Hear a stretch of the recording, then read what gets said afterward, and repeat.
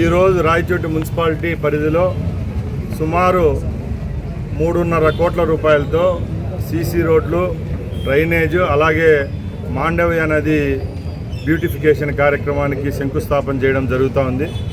ముఖ్యంగా రాయచోటి పట్టణంలో ఉన్న రోడ్లన్నీ ఈ 15th ఫైనాన్స్ నిధులు ఏవైతే ఉన్నాయో దాంట్లోకి తీసుకొని వస్తున్నాం. ముఖ్యంగా 33 రోడ్లను దీని కింద సుమారుగా 3.5 కిలోమీటర్లు పూర్తిగా ఈ నెలలోనే ఈ కార్యక్రమాన్ని పూర్తి చేస్తాం.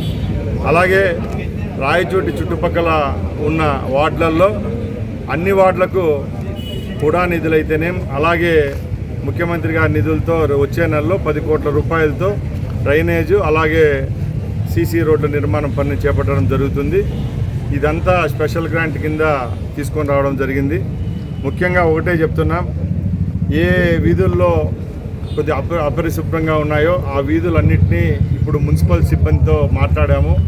ముఖ్యంగా రాయచోటి పట్టణానికి వెలుగు నీళ్ళు వచ్చేదానికి ఒకే ఒక పైప్ లైన్ ఉండడం వల్ల నీటి సమస్య లేవనెత్తుతూ ఉంది. దాన్ని పరిష్కరించుకునేదానికి సెకండ్ లైన్ కూడా అతి త్వరలో వెలుగిల్లు రాయచోటి ఏదైతే ఉందో ఆ స్కీమ్ను కూడా స్టార్ట్ చేసేదానికి చర్యలు తీసుకుంటామని తెలియజేసుకుంటున్నా.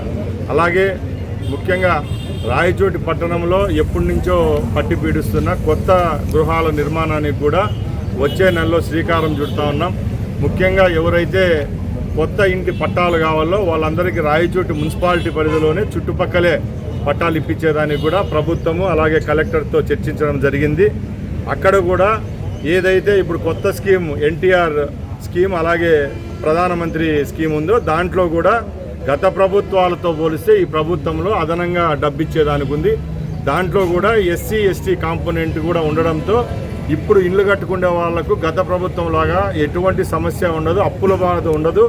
అలాగే రెవెన్యూ సిబ్బందికి కూడా మేము ఒకటే చెప్తున్నాం, ఎవరికైతే ఇంటి అడుగులు ఉంటాయో వాళ్ళకు కూడా పొజిషన్ సర్టిఫికెట్లు కూడా ఇవ్వమని చెప్పాం. మున్సిపాలిటీ పరిధిలో కూడా పొజిషన్ సర్టిఫికెట్లు పట్టా లేని వాళ్లకు రాయచోటి పరిసర ప్రాంతాల్లోనే ఏదో నారాయణ రెడ్డి గారి పనిలో లేకపోతే పక్కల మండలాల్లో ఇవ్వకుండా ఇదే మండలంలో ఎక్కడైతే రెవెన్యూ ల్యాండ్ గవర్నమెంట్ ల్యాండ్ ఉంటుందో ఎవరన్నా ఆక్రమించిన వారు ఉంటారో వాళ్ళ దగ్గర నుంచి కూడా తీసుకొని గృహ సముదాయానికి ఇచ్చేదానికి చర్యలు తీసుకుంటాం.